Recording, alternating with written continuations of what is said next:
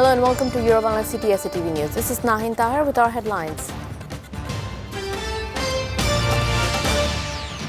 No scope of dispute regarding the formation of Election Commission before investigation. No case against journalists under digital law, said Law Minister.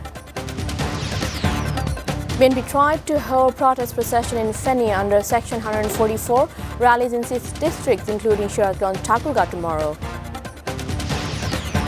Results of SSC and equivalent examination to be published tomorrow. Teachers and parents to be cautious about students using technology, advised Dipumoni.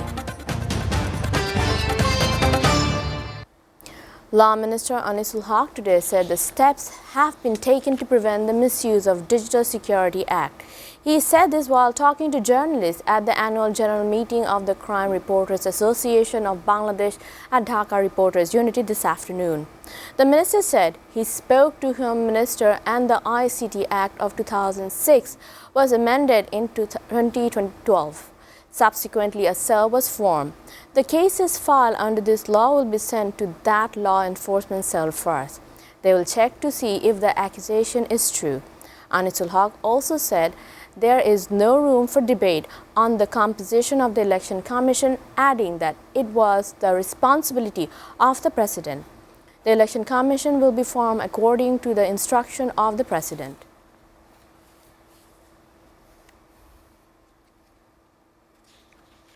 BNP tried to hold a protest procession in Feni under Section 144. However, due to the obstruction of the police, it became futile. Police blocked the procession on Takia Road in the city. The district administration in Feni imposed Section 144 from 6 a.m. to 6 p.m. today in the face of local units of BNP and ruling party Youth Front Jubilee announcing simultaneous rallies and events. As part of central program, the BNP took permission from the district administration to hold a rally at Feni Wapta ground yesterday. The party postponed the program on Wednesday due to the janaza and burial of Feni Army League leader Joinal Hazari. On the other hand, Jubilee today applied to the district administration for permission to hold a rally at the same place. In order to prevent the deterioration of law and order situation, the administration issued 144 section in Wapta ground and surrounding areas and stopped all rallies. However, BNP called rallies in 6 more districts tomorrow, including Shiratganj, Thakurga. The result of this year's secondary school certificate and equivalent exams will be published tomorrow. The results will be handed over to Prime Minister Sheikh Hasina at a program at the Bangabandhu International Conference Center around 10 a.m. The Premier will join the program virtually and Education Minister Dipumoni will give details about the results. Today, Dipumoni said that in order to survive in the 4th Industrial Revolution, children need to be introduced to technology from childhood.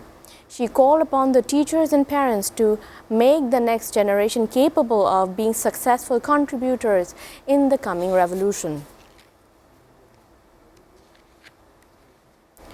The death toll from Friday's deadly launch fire off the coast of Jalakati rose to 46, with the recovery of 2 more bodies from the Suganda River today.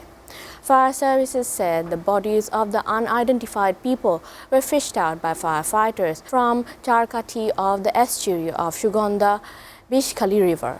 The deceased were a man aged about 42 and a woman aged around 32.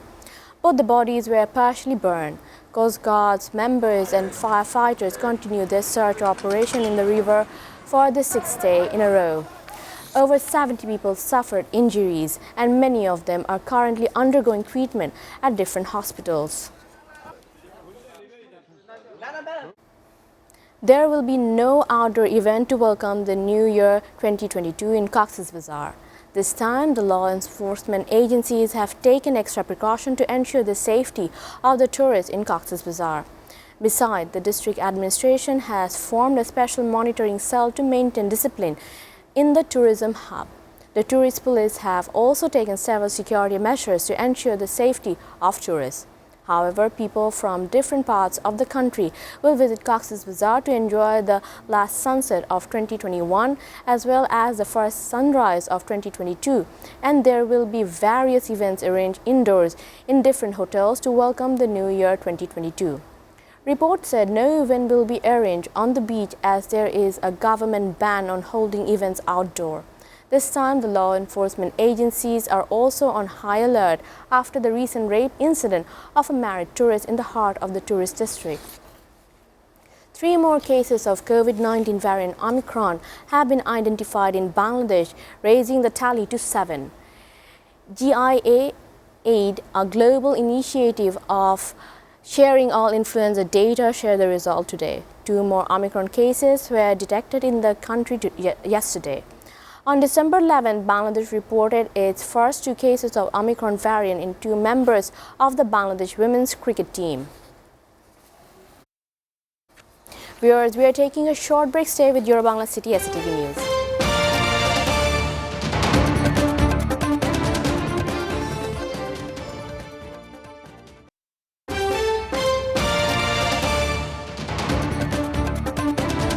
Welcome back, and you're watching your Bangla City SATV News. Now, international news.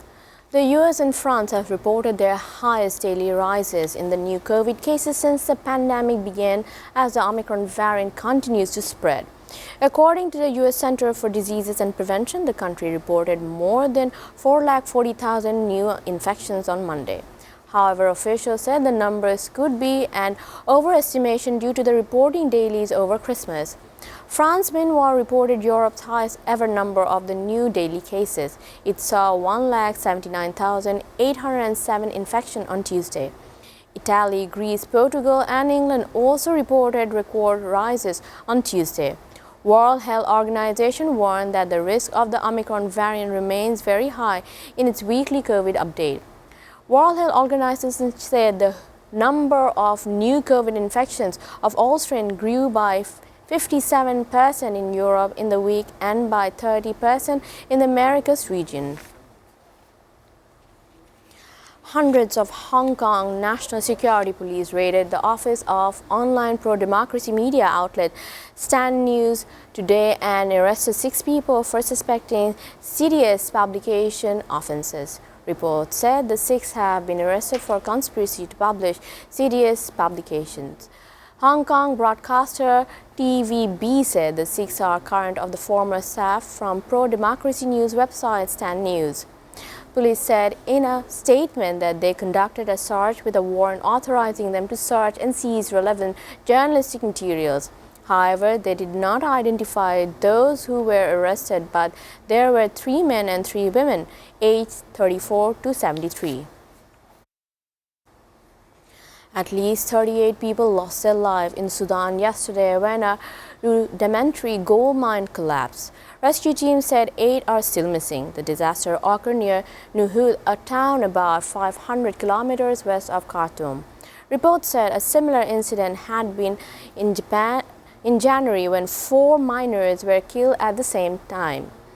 Authorities at this time shut down the mine and installed security, but a couple of months ago they left. Such incidents are likely to happen more than often in the country as a result of the artisanal gold mining profession in the country.